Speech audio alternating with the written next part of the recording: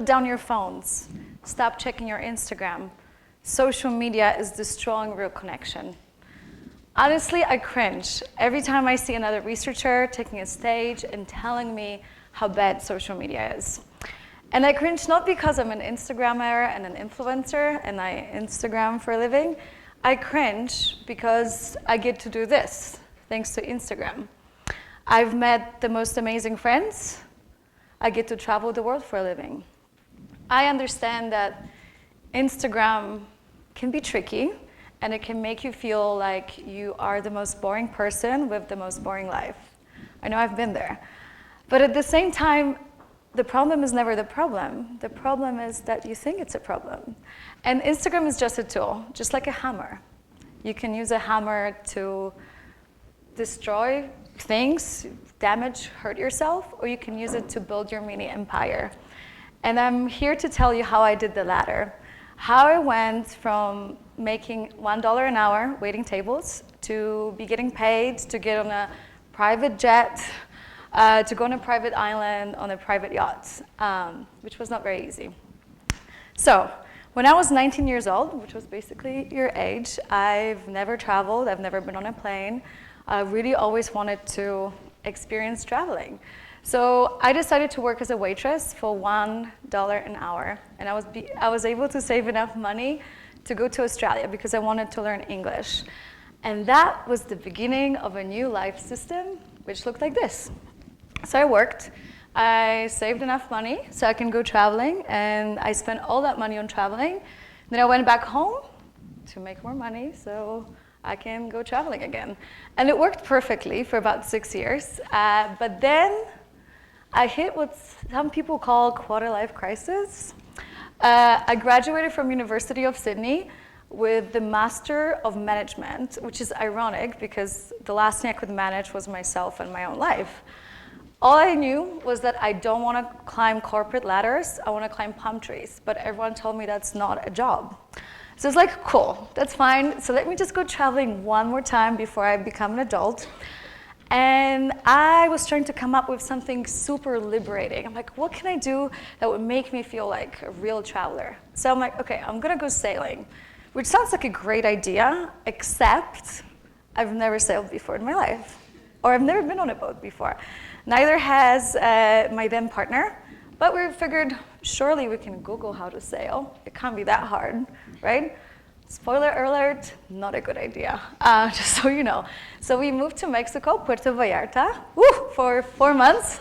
And this is expectations versus reality. So we basically tried to fix the boat for 4 months. And slowly but surely, I started having second thoughts because all these beautiful, lovely, friendly Mexicans would tell me, "Estás loca," which I'm pretty sure doesn't mean that this is a good idea. And if you hear every single day for a few months, "You're gonna die, you're gonna die, you're gonna die," you start to think, perhaps my plan isn't the best plan in the world. But you know what? I remember thinking, you know what? I would rather die trying making my dreams come true than go back to my mediocre life. So we decided to take off. We left Puerto Vallarta, and our first leg was supposed to be 21 days. After 3 weeks, we weren't even halfway there. After 6 weeks, we ran out of food, and we barely had any water left because the water tank was leaking. So what ended up happening, I would eat rice boiled in ocean water. And I remember thinking, if this ocean doesn't kill me, my parents will. Because we didn't have money, so we decided to save money on the important stuff. I mean, it didn't seem important at that time, but what everyone was telling us what we should have. EPIRB, autopilot, radio, satellite phone. So we couldn't call for help, we couldn't communicate with the outside world. Which means I couldn't let my mom know that I'm running a little late on this trip, but also it was super dangerous. After 8 weeks, we got to the first island, and honestly, I have stories for at least 7 TED Talks. So I just want to quickly tell you that number one question people ask me is, what was the scariest part, and were you close to dying? Yes, multiple times. But the worst part was sailing into Sydney Harbor, seeing the Sydney Opera House, and thinking, wow, that's it. I have to go back to real life. So I got to see my friends again after a year and a half of being completely cut off from civilization. And all of a sudden, everyone had an iPhone, everyone had an Instagram account, and everyone was into Game of Thrones, which was the worst part of it all. So I was just like, wow, I hate that. So I would walk around and tell people, social media is evil, like, you should be present. It's, don't be a slave to technology, blah, blah, blah, blah, blah. But at the same time, I wanted to share my message from my travels because I noticed that I thought I was a good person, but then I've noticed, I'm becoming kinder, more understanding, more grounded. So I was like, if I could share that experience with other people and they can go traveling and see that we're all kind of the same, perhaps that could be my mission on this planet to make this world a better place. So I moved to LA. I started working in the film business, and I was like, I'm going to be making major movies about how, inspiring people to travel and to make their dreams come true. It wasn't that easy, and I still refused to have an iPhone, but at the same time, I was like, you know what? If the biggest ocean on the planet and 40-foot waves didn't kill me, I'm pretty sure I can handle this Instagram thing. So I decided to start my blog, Travel in Her Shoes, and I got inspired by people the most during my travels. So I figured maybe I can start my blog to encourage people to put themselves in the shoes of people that they're visiting from their countries. Because of all the side effects of traveling, that feeling of connection and belonging was the one that inspired me the most. So I started my blog with this intention, but then my Instagram grew, and a lot of brands started approaching me to take a photo of their products next to me, or I would get invited to the best luxury hotels around the world, Maldives, Bora Bora, southern France. I was able to create a community, and I got approached by countries like Mexico, Guatemala, Costa Rica, Poland, Thailand. I was like, can you come and show our country to your followers? And that felt amazing.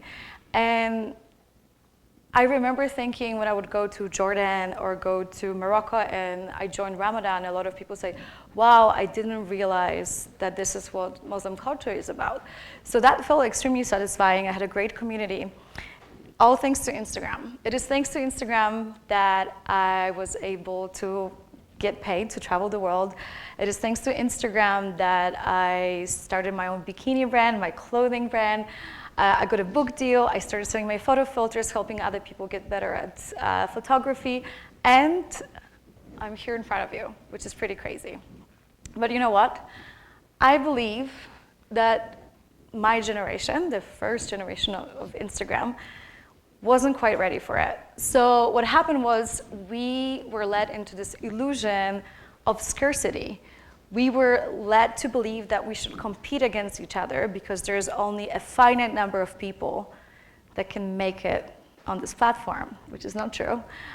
We came up with this whole term called FOMO, the fear of missing out. So when we saw someone having fun or enjoying themselves, we would feel inferior, inadequate, and we felt like our life was worse. We would create fake accounts to leave a hateful comment under someone's photo. So we'd basically go to someone's home, we leave a hateful comment and not even have the courage to leave it under our own name. We focused so much on ourselves and we felt used by Instagram. And it is because of my generation, Instagram will take away the possibility of being able to see likes. So now that you post a photo, you won't be able to see if it's been liked by other people, which is a shame because I believe in you. I believe in you, the second generation of Instagram, and I believe you can use it the right way. And I believe you can trust in abundance.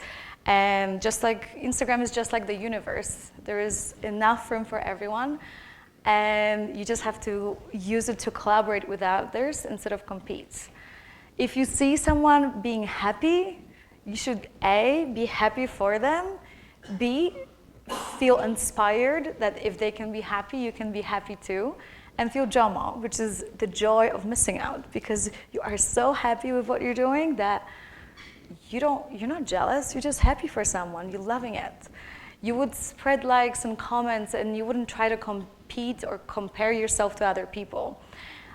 I believe that you as a second generation of Instagram is able and capable of creating this globally conscious community, and a community that would be able to use Instagram for the good and to make their dreams come true. So, if you're watching this and you can read and write, you have a social media account, internet access, a smartphone, you really have what it takes to make your dreams come true and to make this world a better place. But you have to remember that as you get better and more successful, you have to look around and look behind you and make sure you reach out and help others do the same. Because the number one rule of the new generation of Instagram is that you're supposed to build a longer table, not a taller fence. Because it's only then that this global community can get together and create something truly beautiful. So go out there, travel, explore, get to know other cultures, and make sure to tag me so I can see you change the world one Instagram photo at a time. Thank you very much.